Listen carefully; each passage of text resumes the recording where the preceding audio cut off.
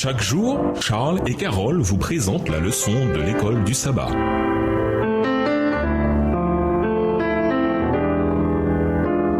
Bienvenue dans votre émission. Dieu nous parle. Nous voilà à la leçon 11, l'unité dans l'adoration. Étude de la semaine, Apocalypse 4 et versets 8 et 11, Matthieu 4 et versets 8 et 9, Daniel 3 et versets 8 à 18, Apocalypse 14 et verset 9, Apocalypse 14 et versets 6 à 7 et Acte 4 et versets 23 à 31. Verset mémorisé, je vis ensuite un autre ange voler haut dans le ciel. Il avait un évangile éternel pour l'annoncer aux habitants de la terre, à toute nation, à toute tribu, à toute langue et à tout peuple. Il disait d'une voix forte, craignez Dieu et rendez-lui gloire, car l'heure de son jugement est venue. Adorez celui qui a fait le ciel, la terre, la mer et les sources d'eau. Apocalypse 14, versets 6 et 7 dans la version second 21. Peu après le jour de la Pentecôte, les premiers chrétiens passaient la plupart de leur temps dans l'adoration. Ils étaient assidus à l'enseignement des apôtres, à la communion fraternelle, au partage du pain et aux prières. Acte 2, le verset 42. La joie de savoir que Jésus était le Messie, l'accomplissement des prophéties de l'Ancien Testament remplissait leur cœur d'action de grâce et de gratitude envers Dieu. Quel privilège de connaître cette merveilleuse vérité. Ces premiers chrétiens ressentaient le besoin de passer du temps dans la communion fraternelle, dans l'étude et dans la prière. Tout cela afin de remercier Dieu de s'être révélé dans la vie, la mort et la résurrection de Jésus et pour ce qu'il avait fait dans leur vie. L'Église de Jésus-Christ est par définition une communauté qui adore, appelée à l'existence par Dieu. Pour être une maison spirituelle, un sacerdoce, afin d'offrir des sacrifices spirituels agréés de Dieu par Jésus-Christ. 1 Pierre 2, verset 5. Une gratitude envers Dieu exprimée dans l'adoration collective transforme le cœur et l'esprit des gens à l'image du caractère de Dieu et les prépare pour le service. La leçon de cette semaine se concentre sur le sens de l'adoration et sur la manière dont elle préserve l'unité parmi les chrétiens. Et nous vous laissons avec la pensée du jour. Au retour de Jésus, nous ne serons jamais plus séparés de nos frères et sœurs par des frontières terrestres. Nous adorerons Dieu ensemble en tant que famille. Au revoir. Et à demain si Dieu veut.